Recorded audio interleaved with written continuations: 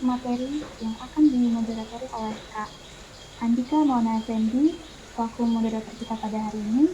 Untuk jalannya acara selanjutnya akan saya serahkan kepada Kak Andika. Untuk waktu dan layar dipersilakan.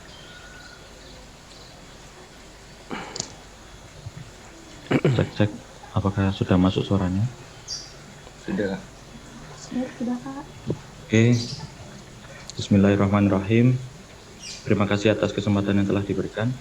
Assalamualaikum warahmatullahi wabarakatuh. Waalaikumsalam. Pertama-tama izinkan saya memperkenalkan diri. Nama saya Andika Maulana Effendi. Saya mahasiswa Teknik Informatika sekaligus anggota HMJ Teknik Informatika. Di sini saya yang akan menjadi moderator selama webinar ini berlangsung. Kemudian tak lupa saya ucapkan selamat datang kepada peserta yang telah hadir pada acara estetik hari pertama ini, di mana tema webinar kali ini adalah trik jitu mengembangkan bisnis berbasis teknologi di era pandemi. Untuk materi kita hari ini, beliau adalah Mas Eko Suprapto Wibowo dan Mas Muhammad Amrul Ihsan. Jadi dalam webinar kali ini ada dua sesi diskusi, di mana dalam satu sesi diskusi tersebut ada sesi pemaparan materi, dilanjut dengan sesi tanya jawab. Untuk sesi pertama ini kita akan langsung berhubungan dengan beliau, yaitu Mas Eko.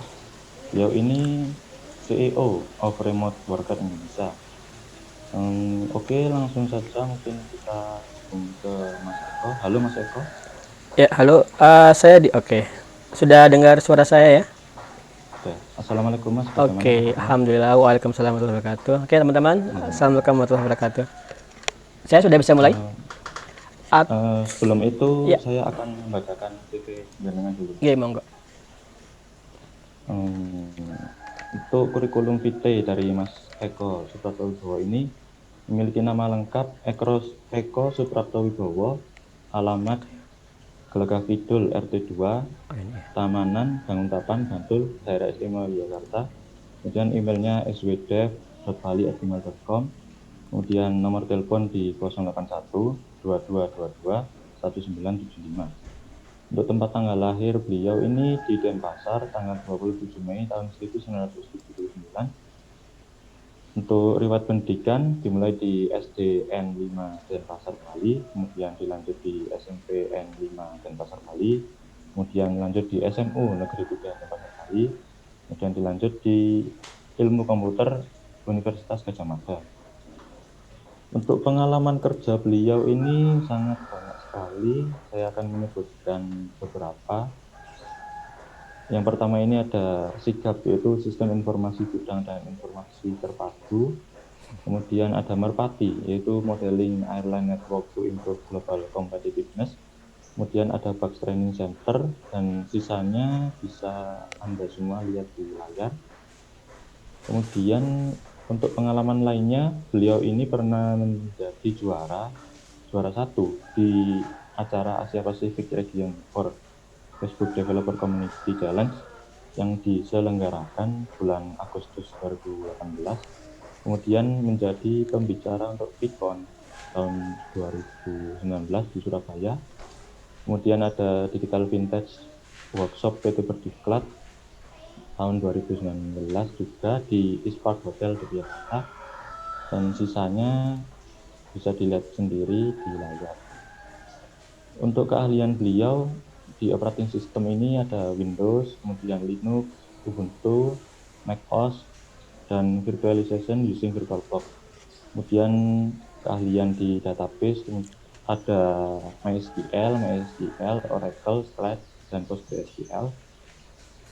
Kemudian bahasa pemrograman ada Java, C++, PHP, Python, dan lain-lain.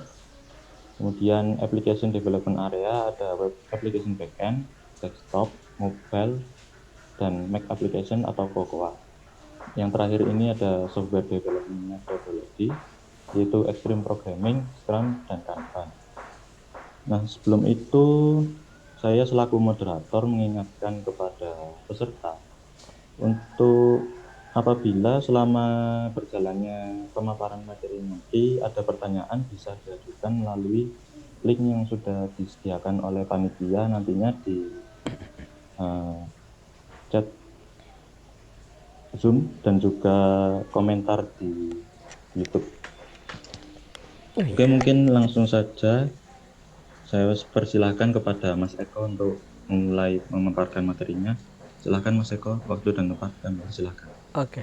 Oke, teman-teman, Mas Andika ya. Layar saya Iya. sudah bisa dilihat ya? Sudah, Mas. Oke, alhamdulillah. Ya teman-teman, pertama-tama saya ucapkan terima kasih dulu atas kepercayaan dari kampus untuk menjadikan saya sebagai pemateri di sini. Saya sangat senang ya jadi pemateri di mana-mana itu. Terutama pemateri untuk teman-teman yang masih muda ini, masih mahasiswa, bahkan mungkin masih SMK. Kenapa? Karena kalian masih punya banyak pilihan, ya kan? Beda kalau saya ngasih pemaparan materi seminar seperti ini di teman-teman bapak-bapak yang sudah usianya 40-an akhir, itu mereka sudah nggak punya banyak pilihan. Kalau misalnya sekarang nih, saya akan ngemotivasi kalian untuk membangun bisnis sendiri lewat remote work. Dan itu akan cocok sekali untuk ke teman-teman mahasiswa karena kalian baru dalam proses memilih, ya kan. Bahkan sekarang mungkin teman-teman mungkin ada yang banyak yang belum tahu kebayang habis ini mau ngapain, ya kan. Habis ini mau ngapain, apakah lanjut kuliah terus nganggur, atau lanjut kuliah langsung nikah, atau lanjut kuliah langsung S2. Itu ada banyak pilihannya, banyak banget. Nah karena itu cocok banget materi ini disimak kalian. Dan kalau ada pertanyaan langsung aja tanya, nggak usah malu-malu, nggak usah khawatir. Kita kan juga nggak ketemu langsung kan, jadi nggak usah khawatir macam-macam. Dan manfaatkan materi yang saya sampaikan agar materi yang saya sampaikan ini bisa mengubah hidup kalian. Karena saya tahu saya sudah banyak ngerubah banyak hidup teman-teman. Karena apa? Karena remote work itu sesungguhnya adalah ini, new normal. New normal itu kalian kan sekarang sudah, Mas Andika, saya boleh tahu teman-teman sudah mulai ke kampus belum sekarang ini?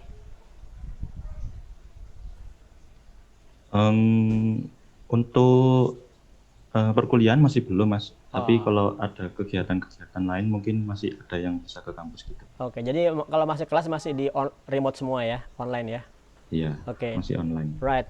Oke teman-teman, jadi kan Pak Jokowi kan bilang kita mulai masuk ke masa new normal ya. New normal itu sebenarnya kalau saya pribadi bilang sih new normal itu sekedar pakai masker, jaga jarak gitu aja deh, new normal. Kebanyakan cuci tangan. Tapi ya dari segi bisnis itu hancuran tamparan yang paling besar loh. Kalau kalian mungkin teman-teman sekarang sudah ngerasain sendiri orang tuanya seperti apa sulitnya sekarang ya. Karena tahu banyak banget, saya itu saya itu kuliah tahun 98. Jadi tahun itu kan krisis moneter dan banyak sekali perusahaan yang gulung tikar, ada banyak orang yang bunuh diri karena bisnisnya bangkrut dan lain sebagainya. Jadi kalau teman-teman punya saat itu masih kecil atau ada cerita tahun 97 atau 97 akhir, 98 awal, itu tahun-tahun dimana sama seperti kita sekarang. Corona ini tahun berapa ya, 2019, 2020 itu sama persis seperti tahun 97 dan 98, yaitu banyak bisnis yang hancur, banyak asumsi-asumsi yang harus diulang. Kenapa? Karena hal yang kita anggap normal itu sudah nggak ada lagi. Contoh seperti ini, awal-awal ya, sekarang sudah mulai membaik. Awal-awal itu saat corona itu tukang gojek habis, ya kan? Kenapa? Karena nggak ada yang mau keluar rumah. Tukang cukur juga apalagi. Terus apalagi mbak-mbak jamu, mbak-mbak yang di pasar itu berjibaku. Yang paling parah adalah apa? Yang paling parah itu adalah bisnis pariwisata. Karena nggak ada orang yang mau jalan-jalan. Nah hal yang normal saat itu sudah nggak normal lagi. Karena itu kita memaju ke new normal. Contoh lagi sekarang karena orang nggak bisa kerja. Terus apa yang bisa dilakukan? Dia menjual aset, jual tanah, jual makan tabungan dan lain sebagainya. Karena kalau nggak itu mereka nggak bisa makan. Nah karena itu teman-teman kita di sini tuh harus juga pertama nggak cuma berusaha survive, tapi juga membantu orang lain survive. Contoh ini kebetulan saya tuh suka banget pijat ke teman-teman yang buta. Dan awal-awal corona saya khawatir, ternyata benar mereka itu nggak bisa kerja lagi. Jadi bayangkan orang yang biasanya pendapatannya cuma lewat pijat dan dia buta, dia nggak bisa lagi melakukan itu. Nah di sini saya juga akan memberikan semacam awareness bahwasanya mari kita bantu teman-teman kita yang buta. Ini artikel ini dimuat sama teman saya di Kumparan, content user, dan di sini saya sampaikan bahwasanya mengumpulkan dana untuk teman tunanetra itu di saat ini penting banget karena sudah yang mau pijat sama teman-teman tunanetra sudah ketakutan masalah corona. Nah Tapi itu negatifnya ya, tapi positifnya itu sebenarnya banyak juga asal cerdas ngelihat peluangnya. Yaitu kita nemukan munculnya kebangkitan ekonomi bekerja dari rumah. Kebangkitan ekonomi bekerja dari rumah. Coba kalau teman-teman pantau Facebook timeline masing-masing kan mulai banyak tuh tetangga-tetangga yang ngebuat, rekan-rekan yang ngebuat pesan order apa ya, makanan, pesan order pizza, burger dan lain sebagainya. Nah itu kebangkitan ekonomi yang dari rumah. Nah saya itu termasuk orang yang sangat provokatif, sangat suka banget nge-push kalian untuk kerja dari rumah. Saya bercanda ya, tahun 2017 saat pilkada rame-rame, saya bilang tuh bahwasanya kemacetan itu masalahnya bukan karena jalannya kurang bagus atau masalah gubernurnya salah. Kemacetan itu masalahnya kamu ke jalan raya. Coba kalau kamu diam di rumah aja seperti zaman corona ini. Sepi kan?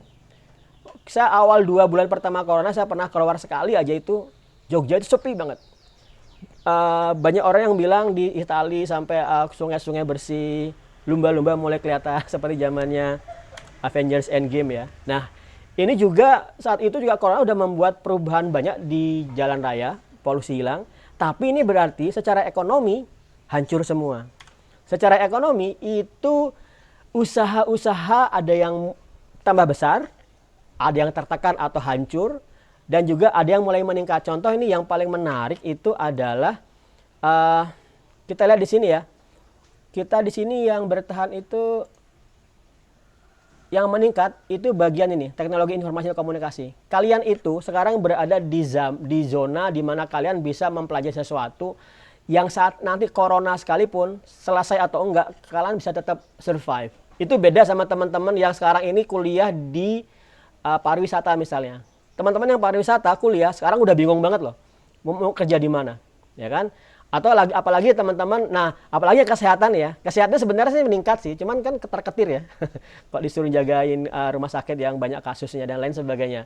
Nah makanan ini sebenarnya ada 2 hal, makanan itu bisa hancur bisa enggak. Kalau makanan yang hancur yang dia cuma ngandalin resto yang onsite, tapi kalau dia mau kerja sama Gojek, GoFood, nah itu bagus, sudah bagus.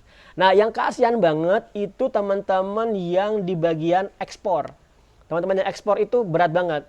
Kenapa? Karena mereka nggak bisa ngirim barang-barang ke luar negeri. Semua stok ditahan dulu. Padahal mereka harus menggaji. Karena itu mulai ada penurunan gaji, pemangkasan gaji, atau sampai PHK sekalipun. Nah, itu yang harus teman-teman berhati-hati. Nah, satu lagi selain IT, sesungguhnya bidang logistik itu bidang yang akan tetap bertahan. Jadi misalnya teman-teman sekarang ngebuat produksi lele ya. Kan kita banyak tuh ada joke kalau pusing programming buat lele aja ya. Itu bener loh. Jangan bilang saya sedang bikin bangun lele loh ini. Lele nila itu oke banget. Karena apa? Karena kamu bisa coding tapi harus makan kan. Nah, itu. Jadi seperti itu. Nah, teman-teman, selanjutnya saya akan menjelaskan satu konsep yang disebut dengan remote worker. Oke, kalian cek aja remote worker, atau sebenarnya istilah yang lebih populer di zaman corona ini adalah working from home ya, working from home. Jadi kerja jarak jauh, konsepnya adalah kamu itu diem di rumah, colokan komputermu ke internet, kemudian komunikasi, kolaborasi, cari kerja dan dapat bayaran lewat internet. Artinya apa? Tidak perlu keluar dari rumah, kamu bisa survive. Dan itu bukan apa istilahnya ya? Bukan utopia ya. Utopia itu sesuatu yang keren banget tapi nggak tercapai. Itu sudah realita sekarang.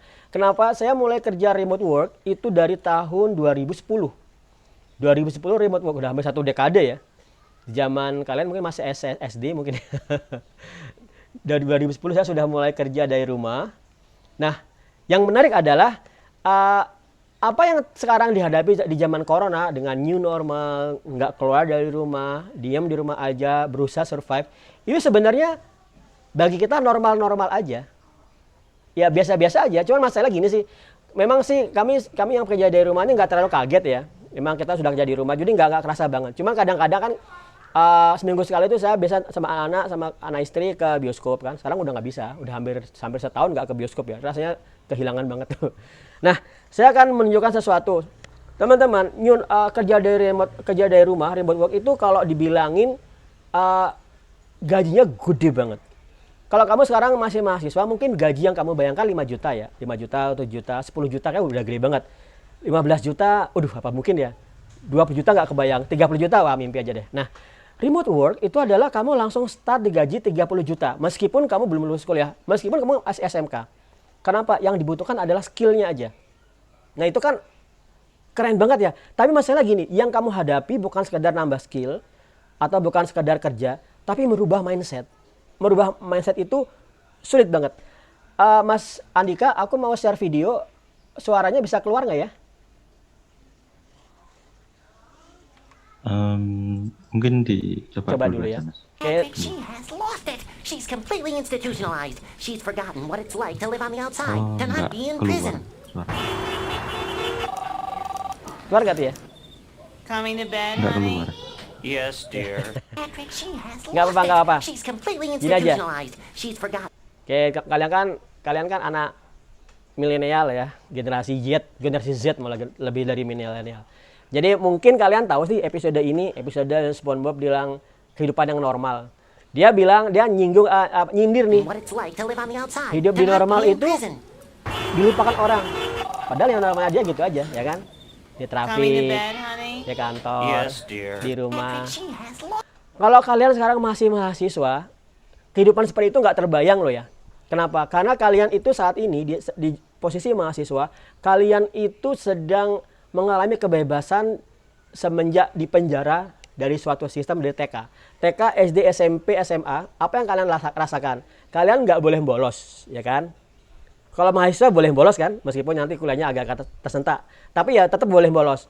Kalian juga bisa milih suatu kuliah yang kamu sukai, mana yang enggak, kamu bisa pilih. Jadi kebebasanmu itu jauh lebih besar dari zaman kalian TK sampai SMP, SMA. Coba SMA, SMP kamu bolos, masalah. Apalagi misalnya TK mulai bolos, ya jangan ya masih kecil. Tapi intinya adalah di masa pendidikan sebelum kuliah, kalian itu berada di suatu aturan yang nggak bisa kalian kotak-katik.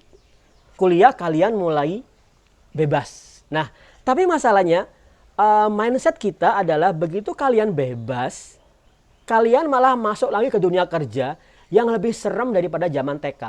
Kenapa? Boleh nggak kalian bolos saat kerja? Nggak boleh. Dipecat. Dipecat berarti nggak dapat makan kan? Nggak dapat gaji. Padahal kerja di kantor itu dari jam berapa coba? Teman-teman saya yang di Bogor, yang kuliah kerjanya di Jakarta, itu berangkat jam 5 pagi. Dari rumahnya ke stasiun, dari stasiun ke Jakarta, dari Jakarta naik Gojek atau nyambung ke Transjakarta. Mereka sampai di rumah sampai di kantor jam 7 pagi. Kalau kalian masih SMP pun mungkin baru berangkatnya jam 7 aja kan. Tapi teman-teman yang kantor itu jam 5 pagi. Kenapa? Mereka harus nyari rumah yang jauh dari Jakarta. Karena properti di Jakarta itu mahal. Jadi tolong berhati-hati di saat kalian usia seperti ini. Begitu kalian salah melangkah, kalian bisa terjebak ke ritme yang seperti itu. Pulangnya jam 9 malam. Itu nggak ada sekolah yang seperti itu loh seremnya.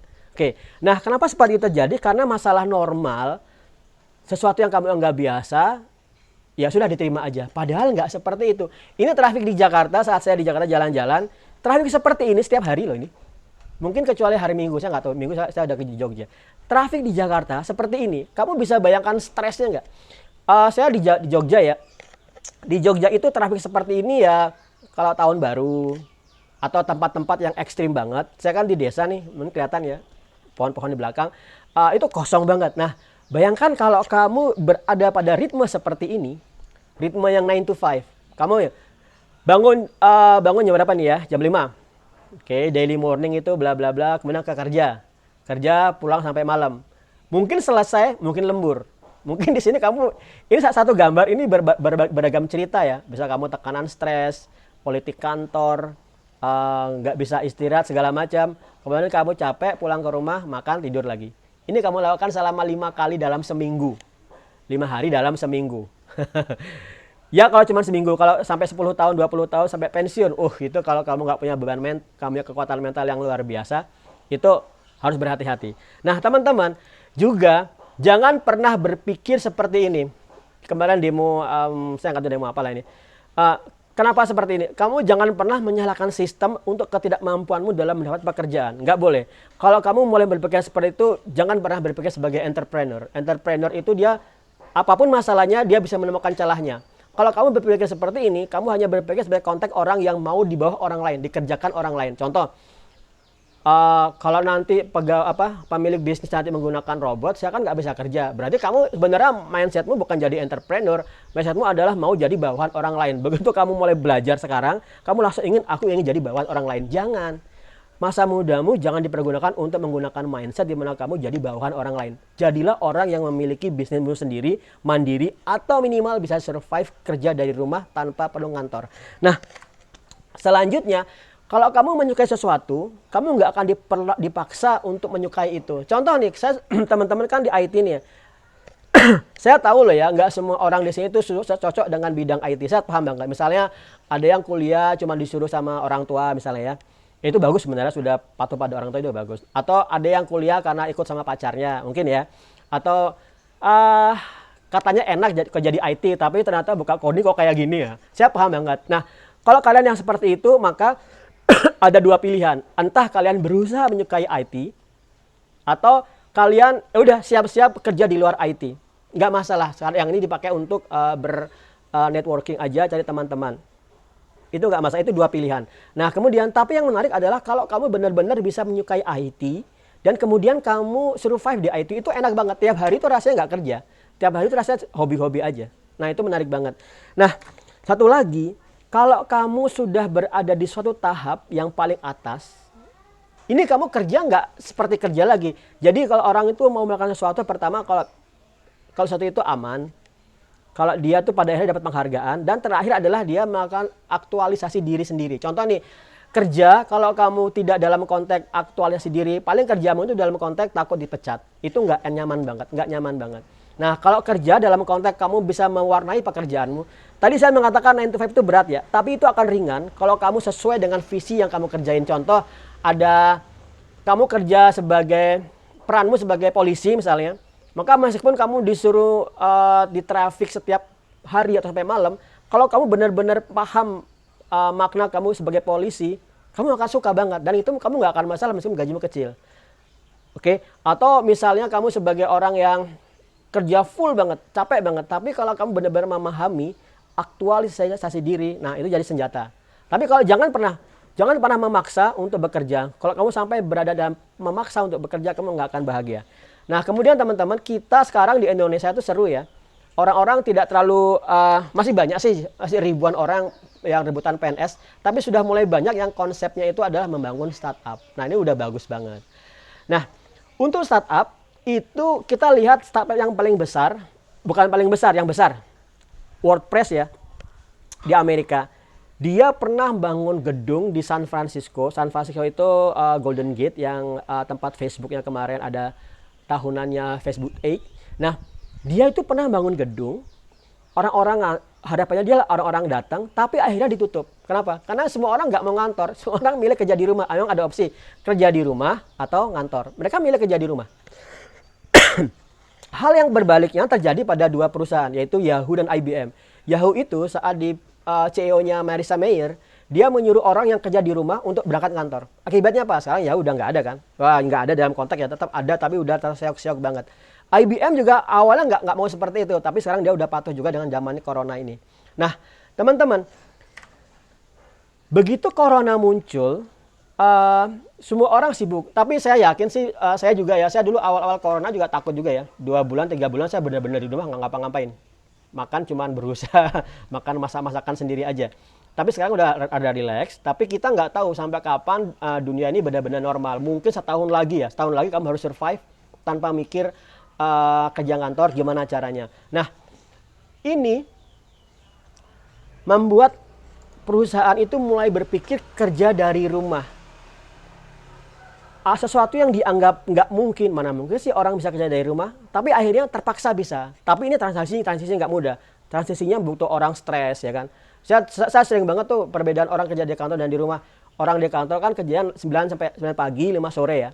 Kayak itu santai. Setelah itu nggak ada tanya. Tapi kerja di rumah, tiba-tiba bos nanya jam 11 malam. Oke, atau jam 5 pagi udah nanya-nanya. Nah, itu jadi panjang banget. Nah, tapi itu transisi. Dengan transisi itu nanti pada bisa juga seperti ini. Twitter itu sekarang sudah menyuruh perusahaannya kerja dari rumah secara permanen. Itu bagus banget. Bayangkan ya, apa yang terjadi. Saya nggak tahu berapa jumlah pegawai Twitter, mungkin ribuan. Jadi akan ada ribuan orang yang nggak memenuhi trafik lagi. Pasti trafik berkurang sejumlah 1.000 orang itu. Ya kan? Artinya apa? Orang kerja diam di rumah, berarti ekonominya, perputaran uangnya itu hanya ada di sekitar perumahannya. Berarti seenggak-enggaknya dia akan membuat daerah sekitar rumahnya ekonominya meningkat. Kenapa? Karena nggak perlu kantor lagi. Bayangkan kalau Twitter ini pegawainya dulu tinggalnya di Bogor, kantornya Twitter di Jakarta Pusat. Berarti dengan nyuruh orang untuk kerja di rumah, MRT, LRT sudah berkurang. Nah, itu pentingnya.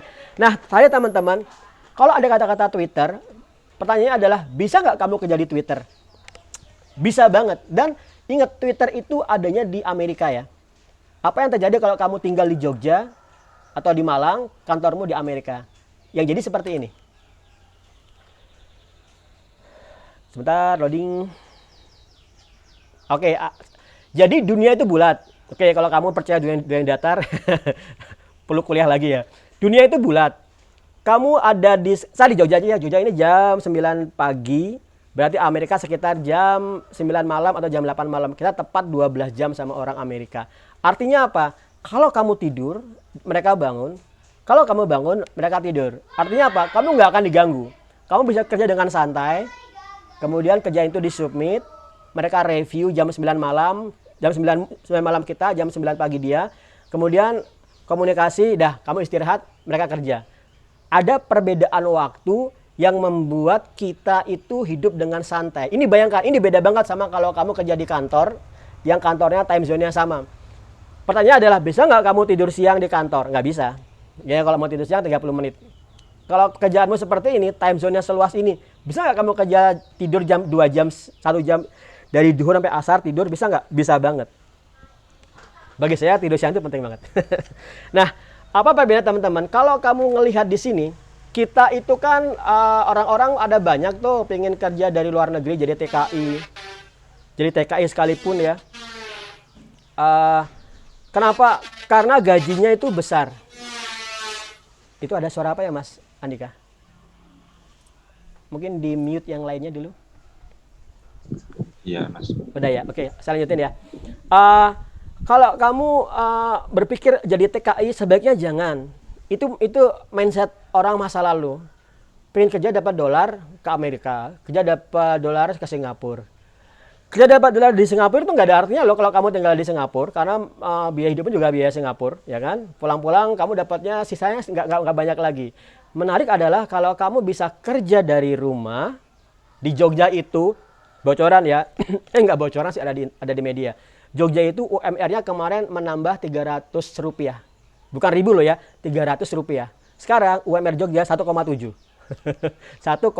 juta UMR. Padahal bocoran aja, gaji saya remote work itu 30 juta. Dengan gaji 30 juta, UMR 1,7.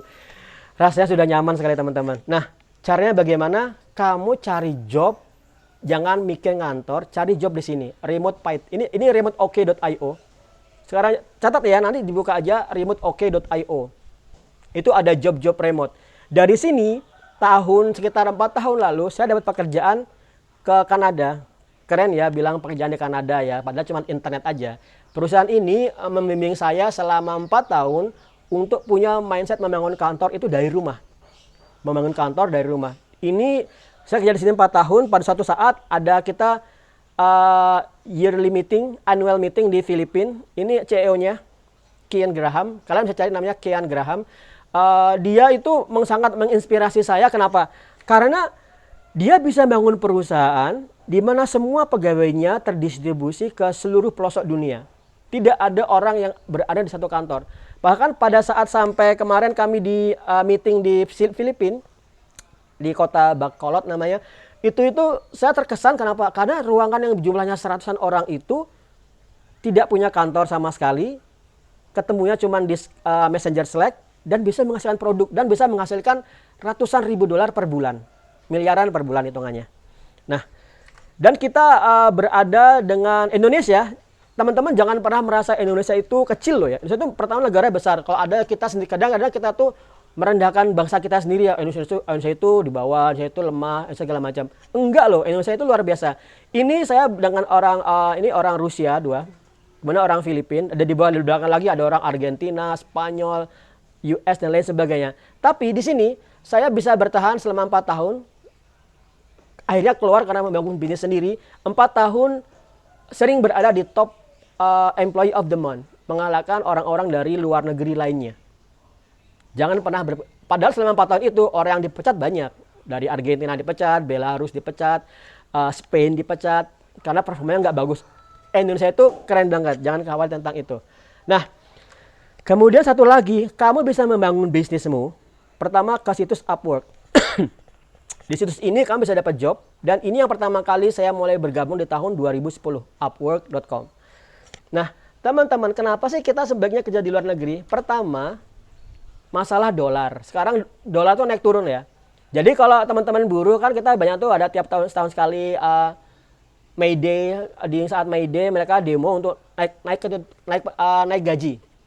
Kalau remote work naik gajinya gimana? Santai aja, remote worker itu naik gaji kalau politik kita berantakan. Jadi kalau mulai orang rame, kerusuhan tuh dolarnya menguat kan, rupiah melemah, ya udah alhamdulillah kita gajinya naik. Tapi ini sebenarnya tidak nasionalis, tapi ya itu kenyataannya. Nah, kemudian ini bocoran pendapatan saya di tahun 2015. 2000 dolar itu sekitar 30 juta. 2005 itu sekitar 40 juta, 3000 itu sudah hampir 50 juta. Nah, bayangkan ini saya dapatkan tidak dengan demo, tidak dengan lewat traffic segala macam. Bahkan sekarang ya, saya kan lagi presentasi nih, bajunya bagus ya, tapi saya bawanya pakai kolor loh ini. Karena kan juga nggak kelihatan. Kerjaan remote tuh seperti itu, santai aja. Saya juga nggak pakai sandal, nyekeran aja nih, karena ya udah, yang penting kan kalian lihat badan atas saya aja, kamera nggak akan saya kebawahin. Nah, seperti itu teman-teman. Nah, di sini dengan menggunakan dolar dan kamu kerja di tempat yang pakai rupiah, itu nyaman banget. Burjo di Jogja itu makan kenyang cuma 10.000, kembali 500. Makan berapa tahun tuh? Kayak gitu ya. Maka kalau mau dibuat ekstrimnya seperti itu. Nah, Indonesia itu juga secara di Upwork hampir sempurna. 4,9 talentnya. India 4,8, Filipina 4,7. Ini masalah satisfaction-nya klien ya. Tapi kalau dilihat dari kuantitasnya kita itu jauh banget. Ini 2018, saya belum dapat yang terbaru. Coba kita lihat dari 2018, pasar terbesar itu di mana?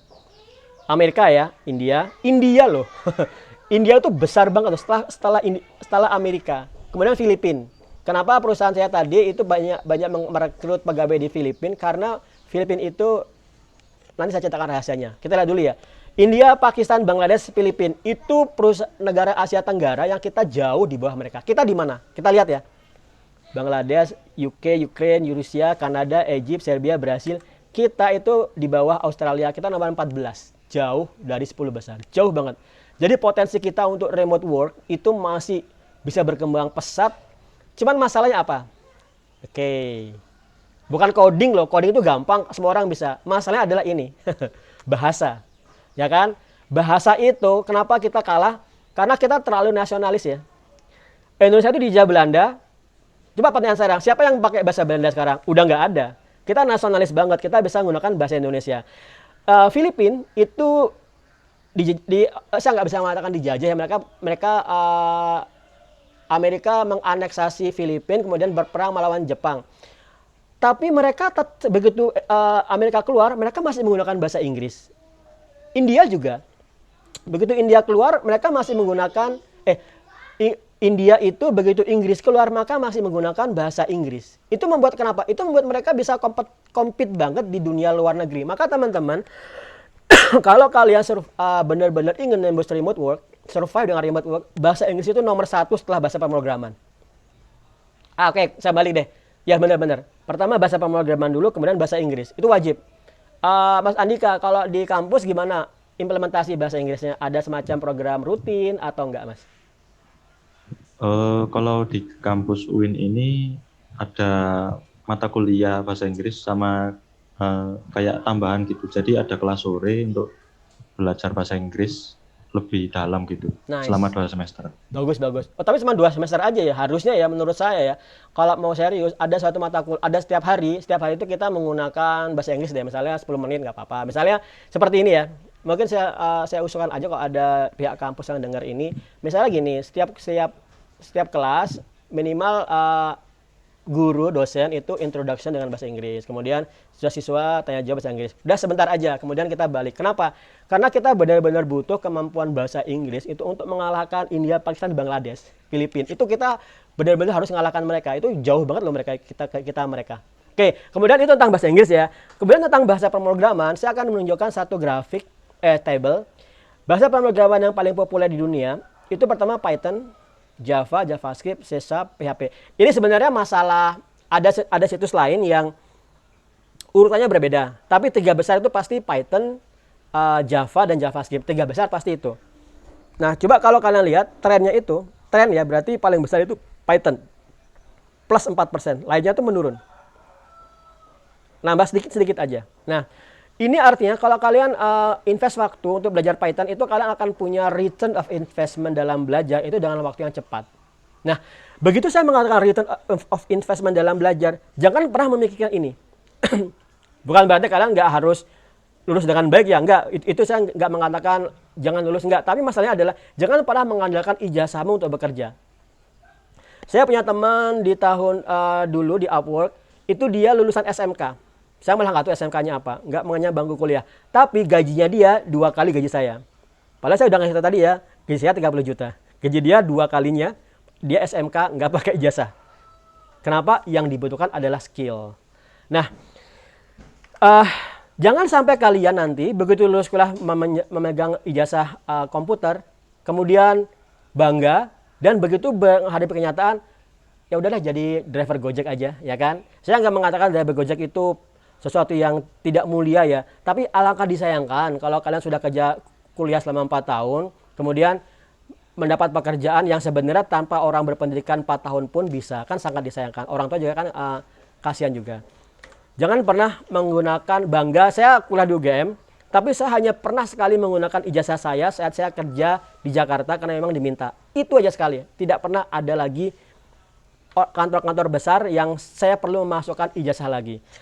Akhirnya teman-teman, jangan pernah berpikir tentang sertifikat.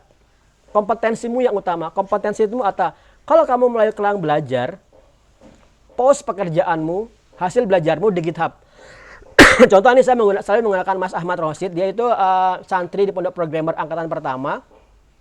Dia sekarang sudah jadi pembicara di Binar dan jadi programmer di Android yang handal. Dan dia tidak punya ijazah, lulusannya SMP atau malah SMK, saya lupa.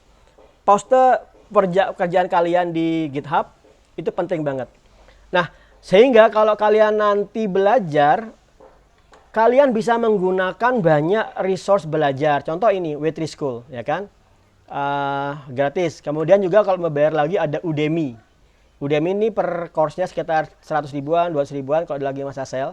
Atau saya sedikit promosi, kami juga saya mengembangkan remoteworker.id. Itu dalam konteks adalah ngebantu teman-teman yang skillnya 0 untuk punya skill. Kalau sudah punya skill, kami bantu untuk menembus remote work. Kemudian begitu bergabung, kalian masuk ke dalam Discord, dan di situ kalian bisa saling memotivasi. Ada tips dari teman-teman, ada job, saling membagi. Kemudian juga ada podcast kami, Remote Worker Indonesia, silakan disimak, ada sudah hampir 100-an, dan itu saya berusaha melakukan satu hal yang sudah saya sampaikan tadi, yaitu merubah paradigma, merubah mindset, yaitu Allah kan berfirman, artinya itu adalah Allah tidak akan merubah nasib suatu kaum sampai kaum itu mau merubah dirinya sendiri. Kata-kata ini, firman ini, itu artinya kalau kamu mau merubah dirimu, ingin perubahan pada dirimu, rubah dirimu sendiri, itu berat banget. Merubah mindset dari ngantor kerja di rumah itu berat banget. Kecuali dari zaman corona ya, zaman corona nggak berubah, semua orang dipaksa. Teman-teman, Mas Andika, saya punya waktu berapa menit lagi? Untuk waktunya sampai jam 10.20 Mas, jadi kurang lebih 30 menitan. Oke, itu sudah masuk, 25. udah masuk tanya jawab ya? Oh, itu nanti masih ada sesi tanya jawab sendiri. Oh, oke, sip. Kalau gitu ada banyak yang bisa sampaikan. Oke. Cuma saya harap teman-teman jangan ngantuk ya. Kan ini lagi remote learning, jangan lagi berat tiduran nggak apa-apa. Oke, teman-teman. Saya membangun remote worker Indonesia itu termotivasi, inspired oleh buku ini. Kalian mungkin nggak tahu buku ini sih. Ini bukunya buku tahun 90-an. Ditulis oleh Stephen R. Covey tentang 7 Habits of Highly Effective People. Mungkin teman-teman yang di mana ya? Teman-teman yang di organisasi pasti mungkin suka tahu buku ini. Buku ini itu punya 2 quotes yang ngebuat saya ngebangun remote work Indonesia. Pertama adalah dia bilang, berapa banyak sih orang yang diranjang kematiannya itu berharap untuk kembali ngantor? Ini retorik ya. Jawabannya nggak ada. Kalau kamu sudah mulai sesak napas, bisa katakanlah ya, sudah mulai tahu mau mati. Kita semua orang mati ya. Kita kembali ke Allah pasti. Kita sudah mau mati. Kepikir nggak kamu daftar kantor untuk ngabsen?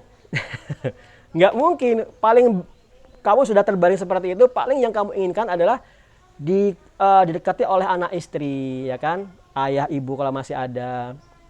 Anak-anak disuruh datang. Kenapa? Karena kamu tahu yang lebih penting dari kantor itu adalah keluarga.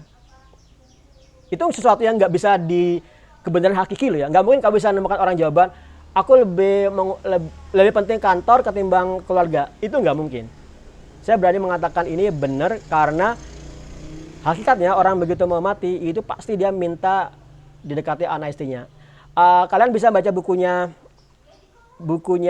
Sir Walter Isaacson, bukunya autobiografinya Steve Jobs. Steve Jobs itu orang yang gila kerja ya. Dia jadi CEO Pixar dan Apple selama berbarengan sampai akhirnya dia kena sakit kanker pankreas hati. Saat dia mau mati, dia nggak mikir desain lagi. Dia cuman berkeluh kesah sama Sir Walter Isaacson itu. Dia bilang dia mulai berpikir tentang kehidupan. Dia berpikir tentang kematian.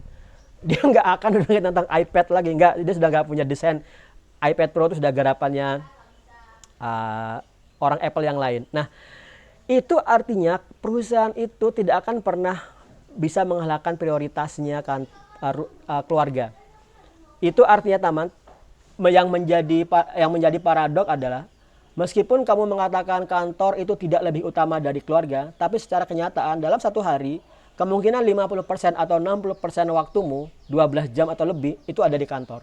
Berarti antara setengah hari, kamu itu tidak ketemu sama anak istri. Teman-teman yang masih mahasiswa belum bisa bayangkan mungkin ya. Tapi bayangkan aja kalau kamu udah mulai kantor, di mana kamu harus berangkat pagi, berangkat saat anak masih tidur, pulang saat anak sudah tidur. Saya pernah ngalamin awal-awal dulu, tapi akhirnya saya nyadari bahwasanya kerja remote di rumah itu ngebuat saya bisa melihat anak istri. Nah, yang kedua, saya tadi udah pernah menyampaikan ke teman-teman yang masih mahasiswa, di mana kalian punya banyak pilihan. Quote dari Stephen R. Covey yang kedua adalah, don't put your ladder against the wrong wall. Yaitu, jangan letakkan tanggamu di tembok yang salah. Bayangkan ya, kalau kamu keluar dari rumah bawa tangga itu ada 10 anak tangga. Kemudian kamu keluar rumah ada 4 tembok. Temboknya tinggi banget, kamu nggak tahu tembok mana ya yang jalannya benar ini. Sudah, kamu coba yang pertama, satu tangga kamu coba, ternyata salah. Tangga kedua kamu coba lagi, salah lagi. Akhirnya kamu ketemu di tangga yang keempat. Berarti sudah 40 anak tangga. Kalau cuma anak tangga nggak masalah ya, capek olahraga. Tapi kalau anak tangga adalah metafora dari waktu, satu anak tangga adalah 1 tahun, 4 anak tangga adalah 40 tahun. Bagaimana akibatnya begitu 40 tahun kamu baru nyadari, oh sebenarnya yang benar di tembok yang pertama. Gimana cara ngulangnya? Nggak bisa. Kamu kamu hanya sekedar melakukan pembenaran aja, dan jangan sampai seperti itu. Nah, contoh misalnya kamu saat ini masih punya banyak pilihan, kemudian saya mendengar kata-kata saya, kemudian kamu mencoba, enggak lah, saya mau kerja di Jakarta aja, ngantor dan segala macam. Bagaimana kalau 30 tahun kemudian baru kamu bilang, oh iya ya, harusnya 30 tahun yang lalu saya milih kerja di rumah aja deh, biar bisa ngeliat anak saya tumbuh kembang. Sekarang malah saya nggak tahu anak saya sudah nikah, udah punya anak, dan saya sudah lupa dulu seperti apa saat dia masih kecil. Jangan sampai ini terjadi. Nah, buku yang kedua, kalian bisa mencari buku ini, First Thing First. Itu adalah satu prinsip utama dari 7 Habits, 7 kebiasaan itu adalah First Thing First. Dahulukan yang utama. Saya akan nge-share video, tapi dengan suara lebih bagus, tapi kalau enggak, insya Allah ada gambarannya. This is your life. Ini Looks pretty kehidupanmu. full, doesn't it? Penuh ya. That's because it is. It's full of all the things you'd be Ada banyak incomplete hal-hal yang without. kamu sukai. Love, family, Keluarga. food, water, health, your parents, Orang your tuamu. passions. With all of these things, you could have nothing else and Itu still hal-hal live a yang full paling life. utama. But even with all of this, you'll still have some space to fit more things. Tapi kamu bisa masukkan lagi Smaller kerikil. things. This is your job, Ini your car, pekerjaanmu, your house, mobil, rumah. money. Itu penting, Things are tapi still tidak yang important. utama. But if you took them all away, your life would still be Kalau full. itu dikeluarin pun kamu tetap bahagia, tapi agak susah If you're sedikit, watching this tapi tetap video, bahagia. That means you're lucky enough to have at least some of these things. But if you're really lucky, and many of us are, you'll still have some space left over. Masih kosong kan? Kamu bisa These are the masukkan really small pasir, things. Watching a movie, nonton playing a film, video main game, baca komik, sports, Dota, ice Naruto cream. itu bisa masuk. Things that make your life that little bit nicer, but things Itu that are nyenengin aja, tapi really enggak juga just nggak apa-apa. trivial in the end. Penuh hidupmu sempurna kalau seperti ini. If you wanted, you could try to put Tapi these kamu things bisa first, balik. Kamu wasting your time tidak in front mendekan of orang tua, television, nggak mendekan computer, keluargamu.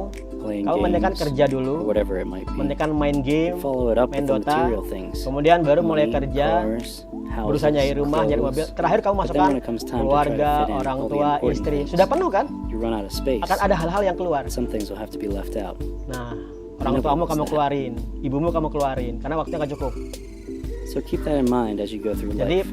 Put the really important things first. letakkan find space hal for yang the rest. utama dahulu. Itu teman-teman, ini ilustrasi yang paling mudah saya menggambarkan sebenarnya maksudnya first thing first itu apa. Bayangkan ya kalau kamu waktu 24 jam, bayangkan kalau kamu sebenarnya orang tuamu sudah tua. Dan bayangkan lagi kamu anak pertama. Kemudian kamu harus tetap bekerja kan? Kemudian ketika kamu bekerja, aku tahu orang tuaku yang utama, tapi kalau aku di kampungku aja, aku nggak bisa kerja. Masa aku cuma jadi petani, misalnya seperti itu ya. Padahal petani itu bagus banget. Aku harus ke Jakarta nih. Tapi kamu juga terpaksa ninggalin orang tua.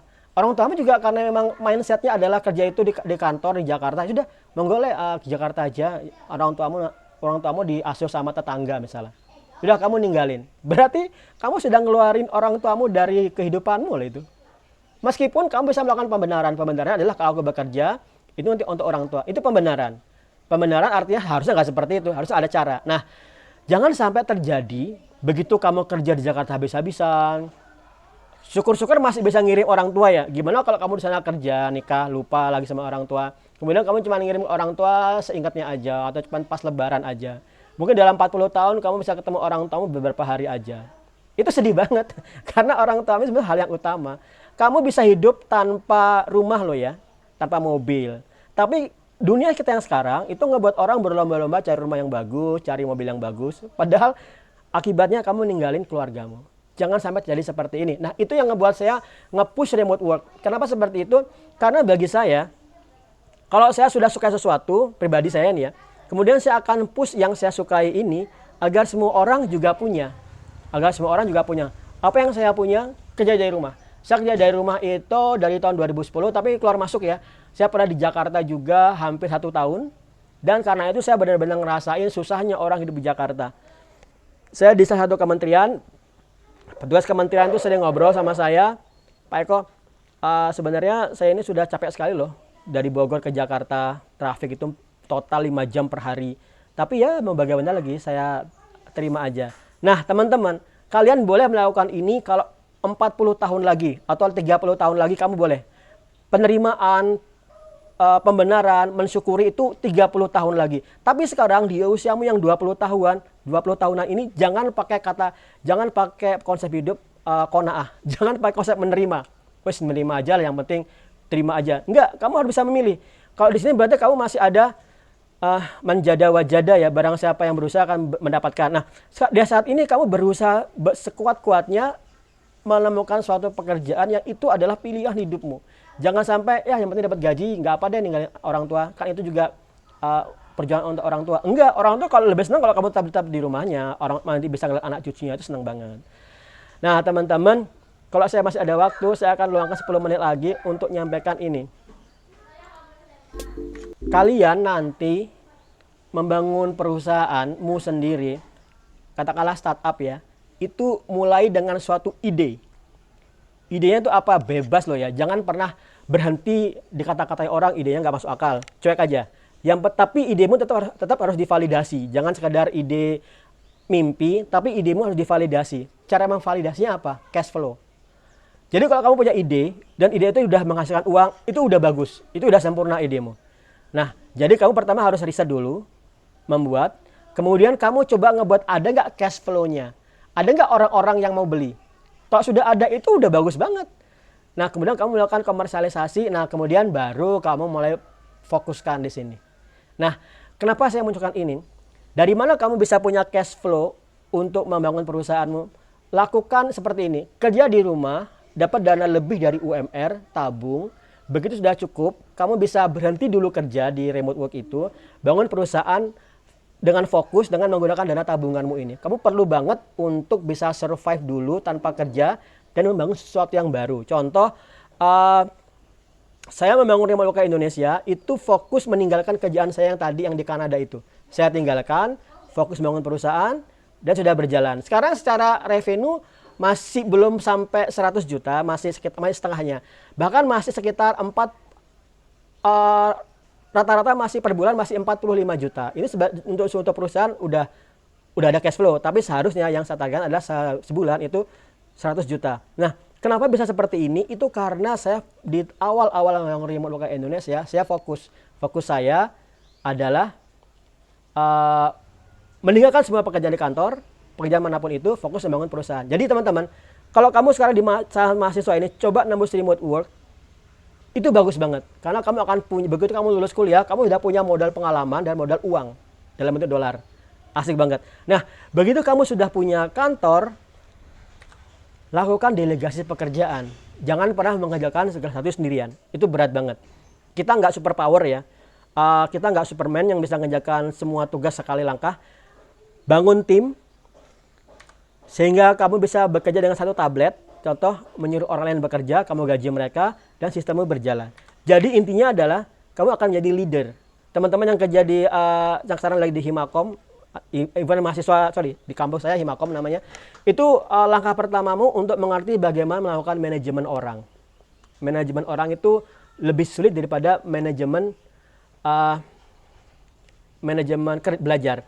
Nah, teman-teman, saya dari Remote Worker Indonesia akan menambahkan satu topik tentang manajemen diri sendiri, yaitu ini. Kalau kamu melakukan sesuatu, pikir dulu dia ada di tabel yang mana. Apakah kuadran 1, kuadran 2, kuadran 3, atau kuadran 4. Mas Andika, coba saya tanya aja dulu satu ya. Pendidikan atau belajar, dia masuk di kuadran mana? Dibaca-baca dulu nggak apa-apa.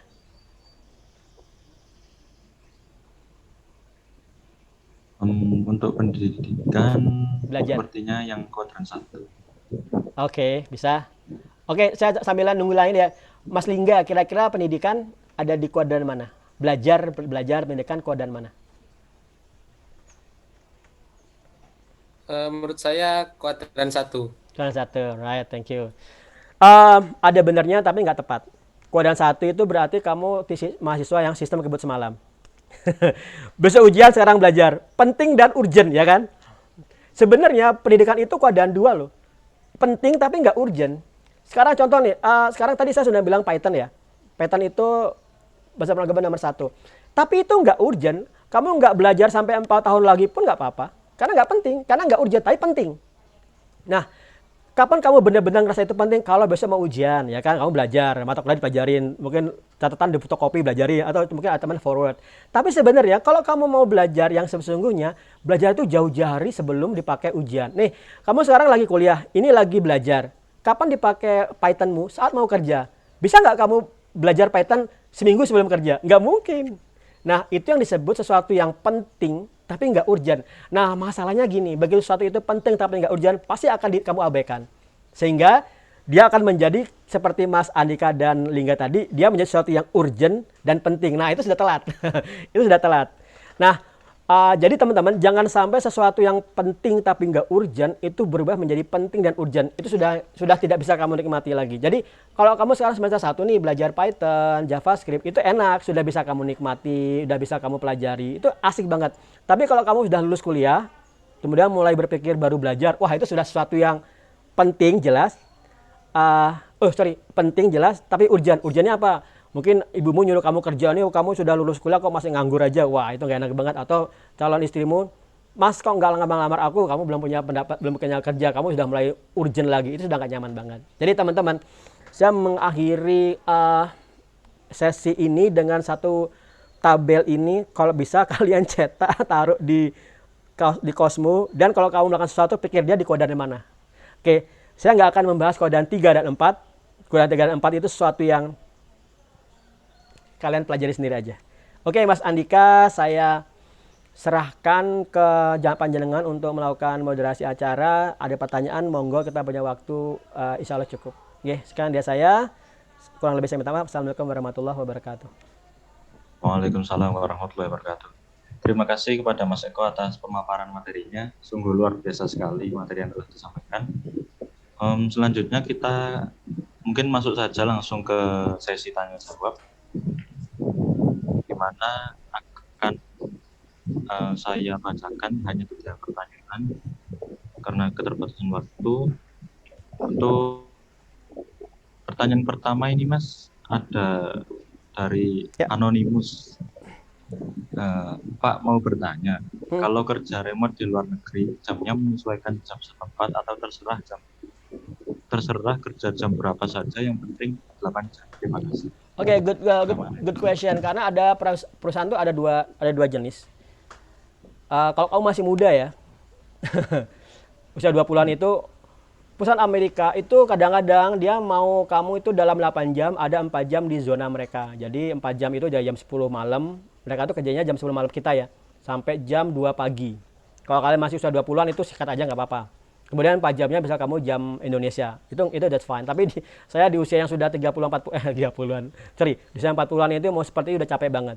Nah, itu yang pertama. Tapi ada lagi yang minta benar-benar 8 jam itu di time zone mereka. Teman-teman Indonesia ada yang seperti itu, tapi nggak disarankan loh ya. Kalau bisa itu dalam waktu 2 atau 3 bulan aja deh. Habis itu kamu cabut, udah dana banyak cabut aja. Karena nggak sehat loh ya. Merubah waktu tidur tuh nggak sehat. Selama-lamanya nggak sehat. Meskipun kamu muda sekalipun ya masih kuat, tapi ada organ-organ di tubuh yang regenerasi selnya itu hanya di waktu pagi hari, dini hari. Jadi kamu harus tidur saat itu. Nah, yang ketiga itu yang asik, yaitu yang penting 8 jam, produknya tercapai, dan kamu butuh meeting sekali aja jam 9 malam kita. Itu saya di Kanada seperti itu. Saya di Kanada sekitar jam 9 saya mau kerja pagi-pagi sampai siang, selesai, kemudian jam 9 malam menyampaikan progres. Mereka menyampaikan feedback, saya tidur, besok pagi diulang lagi. Nah, ini yang ideal. Dan lebih banyak yang seperti ini. Jadi jangan khawatir. Gitu Mas Andika. Baik, terima kasih jawabannya dari Mas Eko. Kemudian ada pertanyaan kedua ini, ada dari Gaiska_Z. Bagaimana cara untuk terbiasa berinovasi di lingkungan baru, Pak? Dan bagaimana cara untuk memilah inovasi? Untuk memilah inovasi kita ini perlu atau inovasi atau tidak perlu? Oke, terima kasih Mbak Silvana tadi. Ada banyak cara ya. Sebenarnya yang paling menarik itu adalah kalau yang kamu inovasikan itu sesuatu yang dari passionmu. Contoh saya itu passion di bidang pendidikan. Jadi saya nggak perlu repot-repot mikir inovasinya apa. Saya tinggal berpikir aja gimana caranya bisa memberikan pendidikan sebanyak-banyaknya dengan harga yang semurah-murahnya untuk orang Indonesia dari usia kecil sampai dewasa. Itu passion. Begitu passion sudah ada, kamu akan menemukan inovasi dengan sendirinya. Tapi berbeda nih, kamu nggak suka pendidikan, kemudian kamu mati-matian berpikir inovasinya, itu kemungkinan kamu nggak akan bisa menikmati dan menemukan ide dengan jalan. Nah, seperti tadi saya sampaikan, untuk melakukan validasi dari suatu ide atau inovasi adalah pastikan ada uang nggak di situ. Itu penting banget. Atau, kita mungkin ada dua jenis orang itu, ada yang suka jadi relawan, ada yang suka jadi businessman. Kebetulan saya lebih suka jadi businessman. Businessman itu adalah saya membuat sesuatu, orang ngasih uang, dan kemudian saya memberikan manfaat dari uang itu. Nothing to lose, everybody happy. Saya suka seperti ini. Kalau yang relawan itu sebenarnya gini, saya melakukan sesuatu, orang mendapat manfaat dari sesuatu itu dan saya bahagia dengan melihat itu. Nah, saya lebih pilih yang kedua. Kenapa? Karena dapur itu ngepulnya dengan uang ya, bukan dengan kebahagiaan aja. Bukan hanya dengan cinta ya, tapi dengan uang juga. Nah, kemudian teman-teman, begitu kamu bisa melakukan validasi dari suatu idemu dan ada orang yang mau membayar untuk idemu. Jadi bukan ide yang dibayar, di produknya. Ide jadi produk ada orang mau beli, itu sudah bagus. Kamu tinggal mengimprove aja. Nah, untuk bagaimana ide ditemukan, pertama tadi saya mengatakan passion. Yang kedua, kadang-kadang kamu sekedar relax aja loh ya. Relax aja, sering-sering baca berita, kemudian sering bergaul. Sering bergaul itu penting banget. Sering bergaul itu kan di dunia sekarang bukan berarti harus ketemu orang fisik ya. Bergaul itu di Facebook. Kamu lihat teman-teman di Facebook, teman-temanmu cari teman-teman yang positif loh ya. Jangan suka yang negatif, ngajain yang macam-macam dan lain-lain. Itu nggak asik banget. Cari teman-teman di Facebook yang dia bisa ngeberi kamu inspirasi, motivasi. Itu akan bisa membuat kamu punya ide. Contoh aja, Remote Worker Indonesia itu sebenarnya terawal juga oleh idenya Mas Rizal Fahmi. Mas Rizal Fahmi itu founder dari Active8. Teman-teman masih tahu Active8. Nah, saya follow dia udah lama, kemudian oh iya benar juga ya. Jadi suatu bootcamp itu tinggal bootcamp coding, tinggal babi bu BC. Nah, jadi. Nah, itu idenya adalah dari teman di Facebook. Jadi sekali lagi perbaiki pertemananmu. Dan juga usahakan acara-acara seperti ini ikutin. Kan free tuh. Baca buku-buku yang bagus-bagus juga. Baca buku tentang biografi. Baca buku biografinya Steve Jobs atau CEO-nya Microsoft yang sekarang. Sundar Pichai ya. Itu penting banget. Kamu bisa tahu mereka seperti apa bisa melakukan inovasi dan etos dari kerja keras. Oke, itu Mas Andika. Oke, terima kasih jawabannya dari Mas Eko. Kemudian ini masih ada pertanyaan lagi. Dari Anonymous lagi. Ini pertanyaannya, bagaimana tips memulai dari awal menjadi freelancer, misal di Upwork ataupun Fiverr? Soalnya ketika memulai dari awal sangat sulit sekali untuk mendapatkan job. Ya. Begitu.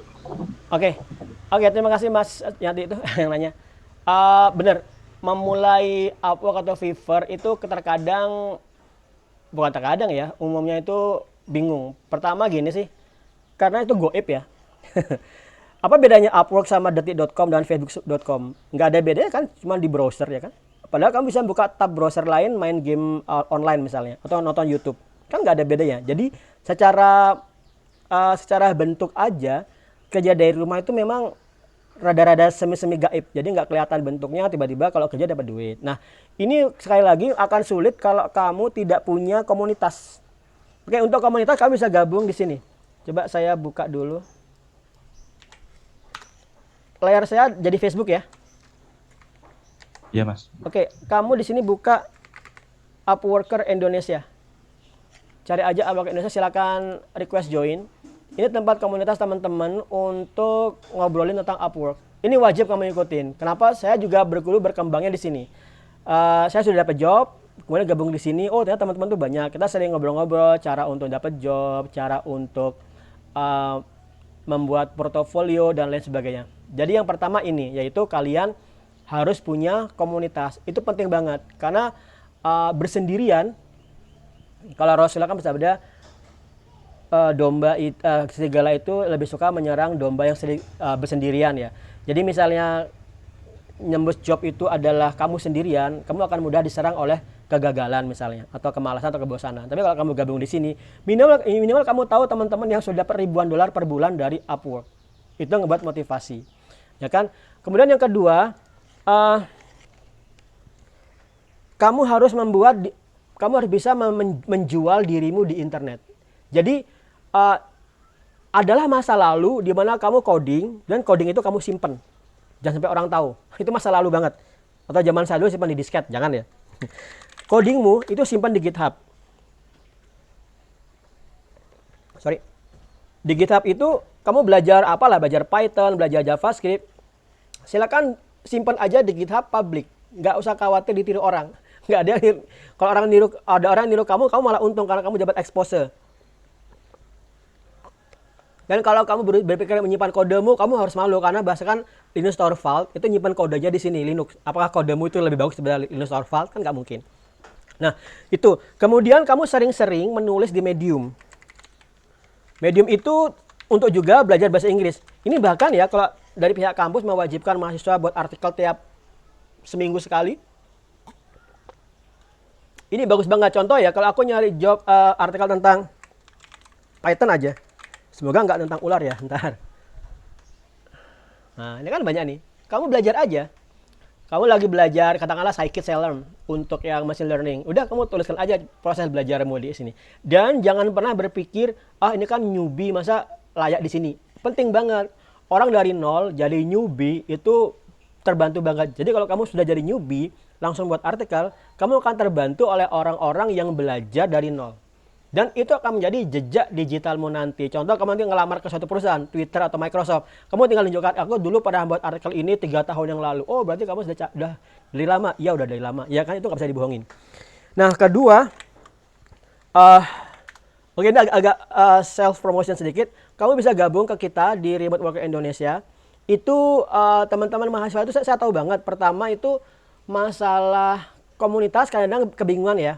Ada pertanyaan, tanya di mana. Kadang-kadang kalau mau Stack Overflow juga agak bingung. Nah, maka di sini begitu kamu gabung di Remote Worker Indonesia, nanti kamu juga bergabung ke komunitasnya.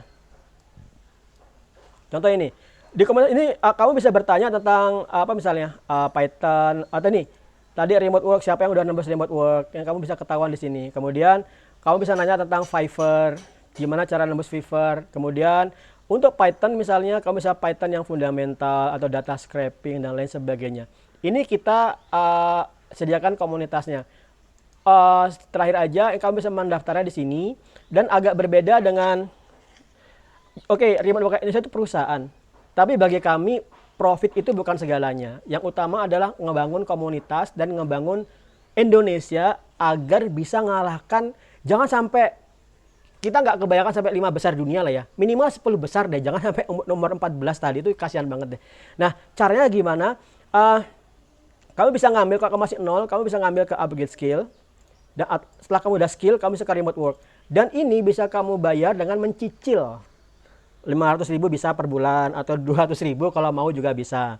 Kalau bayar lunas nanti ada diskonnya. Nah, ini yang bisa kami sampaikan. Tapi misalnya kamu biaya pun masih menjadi masalah, kamu selalu bisa bertanya di Stack Overflow. Dan juga, coba aku tanya, Mas Andika sering ke Stack Overflow nggak, Mas? Oh, kalau nyari error kadang iya, saya. Tapi kamu baca aja, nggak ninggalkan pesan? Enggak. Nah, oke teman-teman yang ada sekitar 100-an lah ya. Kalau kamu sudah menemukan jawaban dari pada errormu, jangan sekedar tinggal, tapi kamu daftar dulu, minimal kamu upvote, ya kan? Minimal kayak gini nih. Wah, ini minus ya, berarti pertanyaannya jelek. Tapi kasihan, minimal kamu upvote. Kemudian, kalau kamu sudah bisa ngasih jawaban, thank you, aku sudah menemukan jawabannya, tapi kodemu agak salah, yang benar adalah ini. Itu penting. 1 kalimat, 2 kalimat itu adalah jejak digitalmu di internet. Contoh di sini saya ya, untuk di Stack Overflow, saya itu reputasinya segini nih. Oh, udah gede banget ya.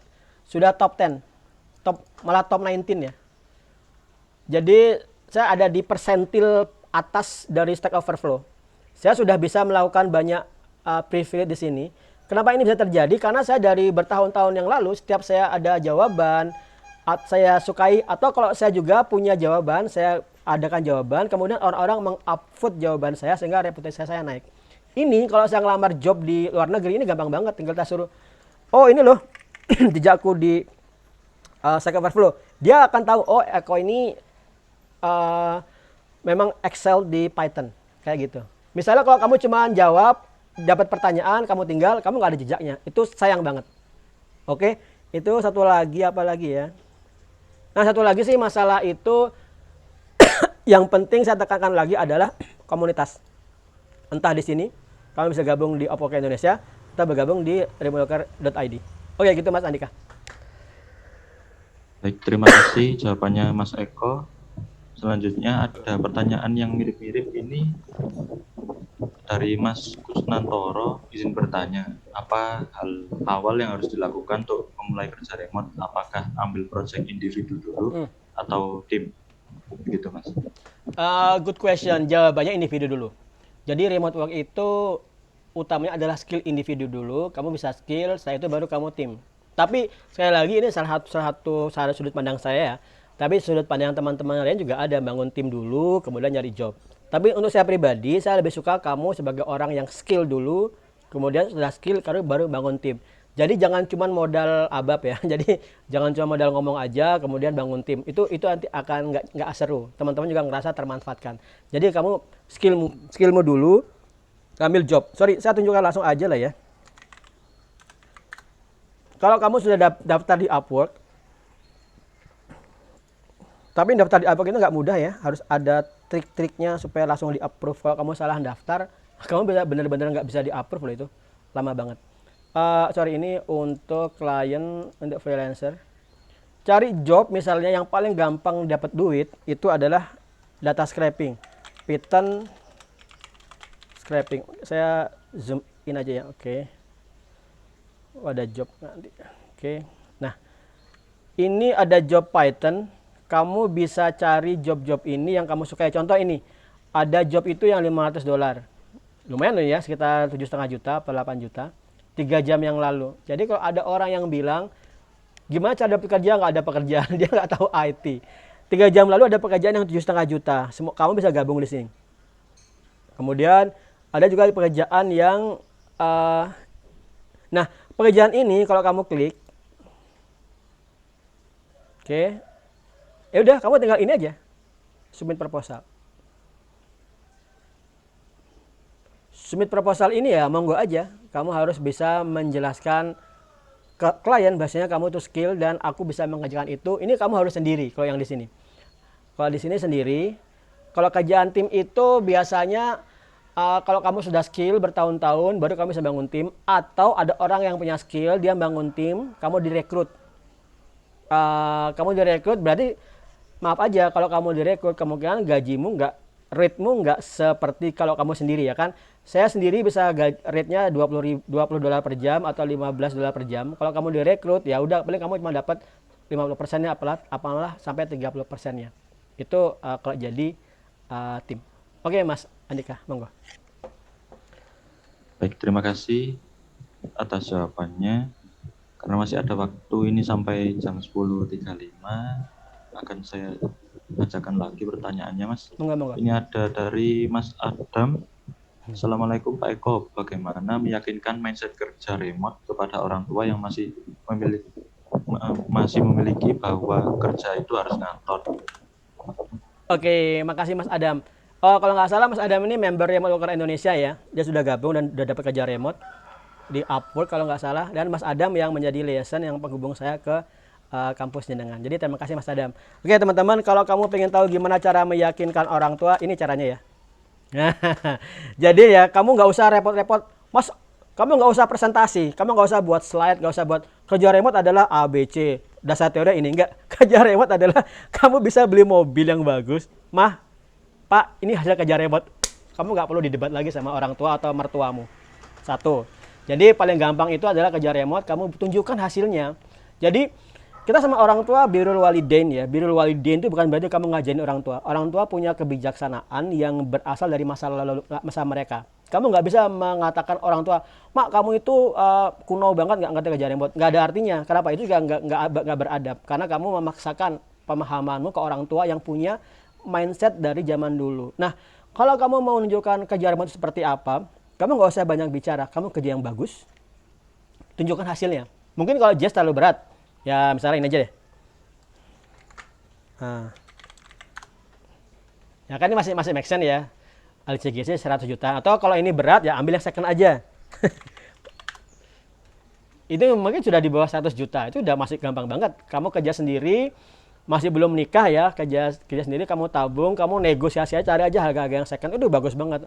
Orang tua kalau ngeliat anaknya udah bisa beli motor atau mobil atau bisa beli tanah, itu sudah nggak perlu, kamu nggak akan disuruh kerja ke kantor lagi, itu sudah proven. Cuman ini masalah mindset kadang-kadang seperti ini. Kalau orang tua sendiri mungkin diyakinkan itu gampang ya, karena udah ngelihat hasilnya. Tapi yang agak sulit itu meyakinkan mertua. Yakinkan mertua, meskipun kamu datang dengan mobil misalnya ya, kadang-kadang masih, masa sih ya sudah, kamu trik aja. Kemarin ini kenapa saya sampaikan seperti ini, karena teman di Upwork Indonesia juga seperti itu. Jadi dia sebelum nikah, ya sudah kalau gitu ngantor sebentar, ngantor sebentar, setahun kemudian sudah nikah, resign. Kenapa? Karena gaji kantor itu jauh lebih banyak, lebih kecil daripada gaji dia remote. Oke gitu Mas Adam, thank you. Monggo pertanyaan yang lain. Terima kasih atas jawabannya. Kemudian ini ada pertanyaan dari Diode. Ini pertanyaannya, kalau untuk quality assurance, teknis kerjanya bagaimana ya? Saya QA manual, apakah sulit untuk freelance? Apakah di remote.ok.io atau platform semacamnya ada grup Telegram? Begitu Mas. Oke, thank you. Tentang QA ya, QA itu sebenarnya menarik loh ya. Jadi QA itu kamu disuruh ngetes. Jadi ada aplikasi dites, aplikasi handphone dites. Cuman masalahnya kadang-kadang kamu harus punya device yang mumpuni. Contoh kalau HP, memang kamu pakai HP Samsung Galaxy Note misalnya, atau iPhone. Kenapa? Karena orang yang buat game atau membuat aplikasi yang mobile ya, itu pasti ekspektasinya adalah dibeli, dan dibeli itu adalah iPhone. Jadi orang Amerika lebih condong ngetes aplikasi itu di iPhone. Jadi kalau kamu pengen jadi QA, sebaiknya kamu mulai sekarang ngambil iPhone aja yang second. Kalau rasa berat, ini bisa alasan untuk beli iPhone ya. Nah kemudian ini menarik lagi, gaji untuk QA itu sama aja dengan gaji developer loh. Jadi $15 per jam. Saya tunjukkan ya sebenarnya $15 per jam itu gimana? $15 per jam dikali 8 per hari.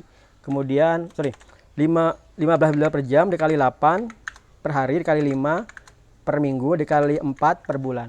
$2.400 per bulan dikali katakanlah 13.500 saja. Bahkan 14 ribuan ya. Sebulan gaji QA itu seperti itu juga, sama aja kayak gaji developer.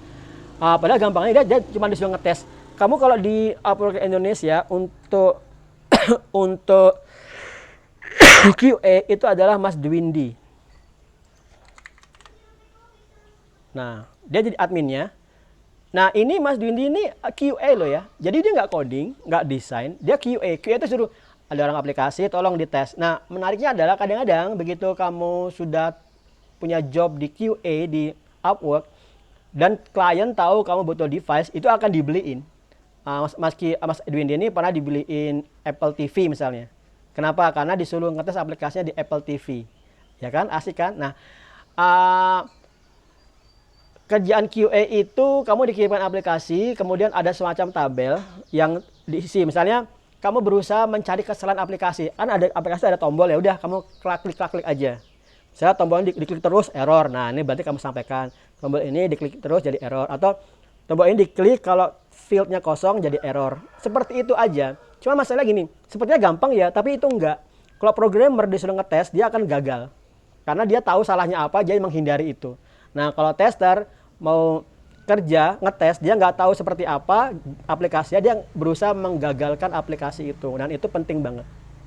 Oke, itu Mas Andika. Tadi ada satu lagi pertanyaan, saya agak lupa.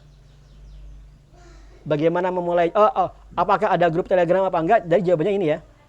Jawabnya di sini ada, tapi ini umum. Dan kalau di Remote Work Indonesia, kamu juga nanti akan bisa gabung ke komunitasnya. Oke, gitu Mas Andika.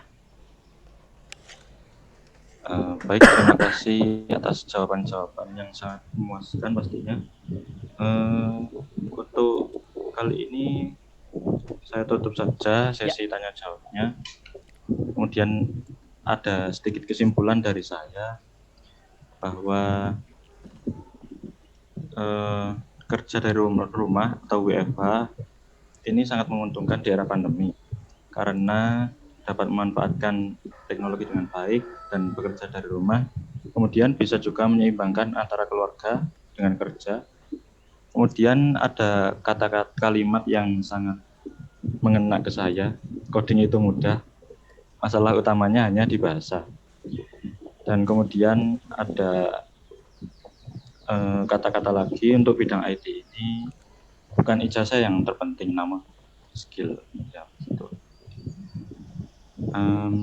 Sebelum saya tutup sesi pertama ini, saya mohon untuk peserta, kemudian Mas Eko dan panitia untuk menyalakan kamera. untuk dokumentasi foto bersama. Oke, bagus. I do this. Silakan panitia aba-abanya.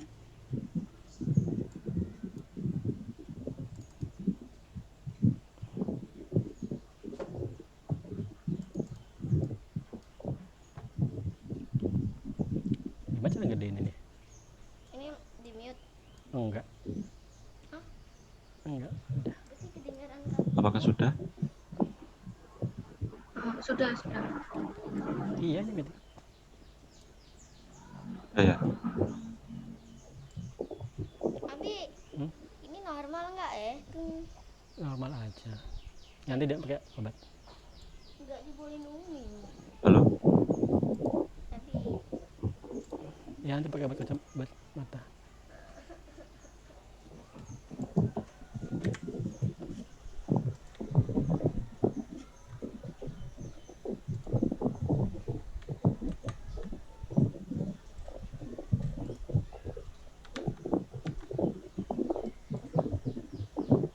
Mbak Rina sudah atau belum?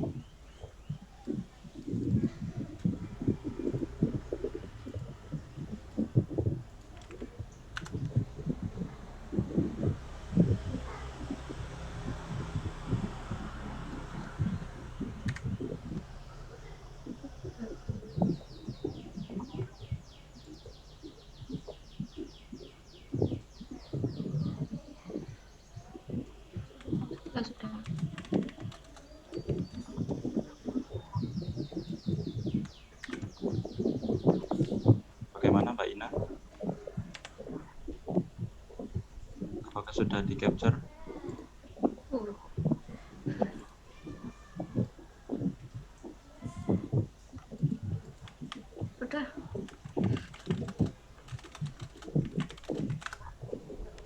Oke. Mas Eko juga sudah meng-capture sepertinya. Udah ya? Oke, terima kasih saya ucapkan atas waktunya juga materinya. Semoga materi yang telah disampaikan tadi bermanfaat bagi kita semua. Amin amin ya rabbal alamin. Mas Andika, saya satu materi, satu ending dulu boleh ya? Oh iya, silahkan Mas Eko. Oke teman-teman, tadi saya udah ngobrol satu zaman ya. Kalian boleh melupakan semuanya, satu aja yang nggak boleh kalian lupakan, yaitu kalian ada di masa muda. Masa di mana kamu bisa belajar, memilih, dan punya vitalitas tubuh yang luar biasa. Kalau kamu sudah 20 tahun dari sekarang, jangan harap bisa belajar coding sampai malam sampai pagi. Nggak mungkin. Jadi Rasulullah bersabda kan ya, saya lupa yang mana, pokoknya nikmat, jangan gunakan 4 nikmat sebelum datang 4 yang selanjutnya. Jadi yang pertama itu adalah masa mudamu sebelum masa tuamu. Kan juga kalian tidak akan beranjak dari hisab sampai ditanya di satunya adalah masa mudamu untuk apa. Jadi masa mudamu tolong jangan dipakai untuk main Dota aja. Saya tahu. Kalau iya pun, tolong memang konsepkan itu untuk e-sport. Tapi kalau cuma untuk wasting time, tolong jangan. Masa mudamu, begitu kamu sudah lewat masa kuliahmu, nggak akan ada lagi orang yang mengasih kamu uang untuk belajar dan nggak minta apa-apa. Itu orang tua. Orang tua akan seperti itu. Begitu kamu sudah lulus kuliah, kamu akan dipaksa untuk mendapatkan penghasilan. Oke, terakhir yaitu tolong gunakan masa mudamu. Oke Mas Andika, itu aja. Baik, terima kasih atas wejangan singkatnya. Terima kasih saya ucapkan kembali kepada Mas Eko atas semuanya. Mungkin bisa ditutup presentasinya.